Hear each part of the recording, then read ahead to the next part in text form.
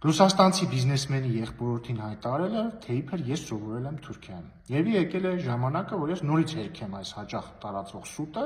որը հաճախ տարածում էին Քոչարյանի, Սերժ Սարգսյանի թիմակիցները, հիմա իրենց մյուս հոգեզավակներն են փաստորեն սկսել տարածել։ Ես Թուրքիայում երբեք չեմ սովորել։ Ես սովորել եմ 3 երկրում. Հայաստանում, որտեղ ավարտել եմ ԵՊՀ-ն, Անգլիայում, որտեղ մագիստրատուրա եմ ավարտել, եւ Լեհաստանում, այսինքն ավարտել եմ 3 համալսարան, 3 երկրում եւ Թուրքիան դրանց թվում չի։ Բայց վերադառնանք ռուսաստանցի բիզնեսմենի եղբորորդուն։ Նա երկու ռետորական հարցեր հնչեցրել,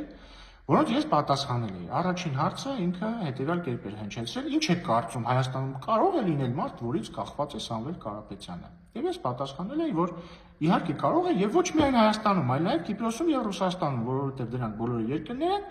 որոնց քաղաքացի է Սամվել Կարապետյանը։ Եվ հաջորդ հարցն էր հնչեցրել, թե ինչ եք կարծում,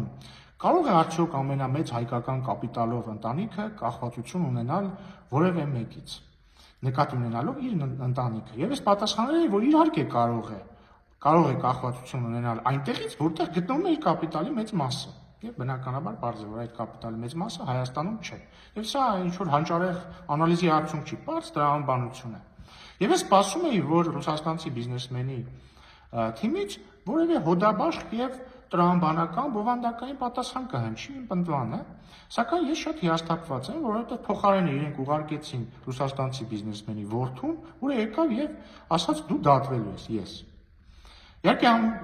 չգիտեմ, հիասթափված եմ, ես հուսով էի, որ ավելի բովանդակային պատասխան կհնչի, բայց մի լավ լուր այս ամեն ինչի մեջ կա։ Ռուսաստանցի բիզնեսմենի որդին եկել եւ հայերենով էր գրել այդ տողերը, ինչը նշանակում է, որ նա սովորել կամ սովորում է գրել հայերեն, ինչ ես ողջունում եմ, կրթվել է նորաձև է։ Լավ եղեք։